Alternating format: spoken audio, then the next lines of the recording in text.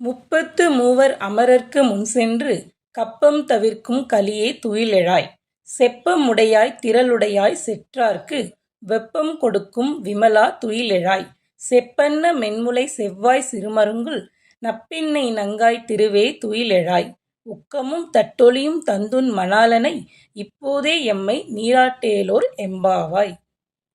33 கோடி தேவர்கள் இருந்தாலும் அவர்களுக்கெல்லாம் முன்னதாக சென்று பக்தர்களின் துயர் துடைக்கும் கலியுக தெய்வமே நீ எழுவாயாக. நேர்மையானவனே, ஆற்றல் மிக்கவனே, பகைவர்களுக்கு வியர்வை பெருக்கெடுக்கும்படி செய்யும் தூயவனே, துயில் எழுவாயாக. பொற்கலசம் போன்ற மென்மையான சனங்களும் பவள செவ்வாயும் சிற்றிடையும் கொண்ட நப்பின்னை பிராட்டியே, லக்ஷ்மிக்கு நிகரானவளே, துயில் எழுவாயாக.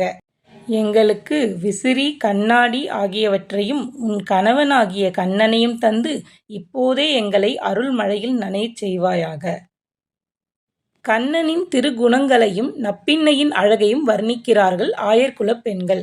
கண்ணன் கடவுள், அவன் எல்லோருக்கும் பொதுவானவன், அவன் நப்பின்னைக்கு மட்டும் சொந்தமானவன் என்று எடுத்துக்கொள்ள முடியாது என்பதால் அவனையும் கேட்கிறார்கள். உக்கமும் தட்டொளியும் ஆகிய விசிறியையும் கண்ணாடியையும் ஏன் கேட்கிறார்கள்?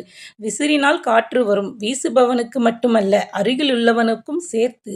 நம் செயல்பாடுகள் நமக்கு மட்டுமின்றி பிறருக்கும் பயன் தருவதாக அமைய வேண்டும் என்பது இதன் உட்கருத்து. கண்ணாடி உருவத்தை காட்டும், ஆனால் உருவத்தில் ஒட்டியுள்ள அழகையோ அழுக்கையோ தன்னில் ஒட்டிக் கொள்ளாது.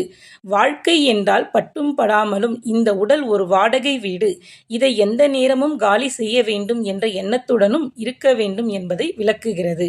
ஆண்டாளின் கவித்திறமையில் ஒளிந்துள்ள மறைபொருளுக்கு ஈடேது.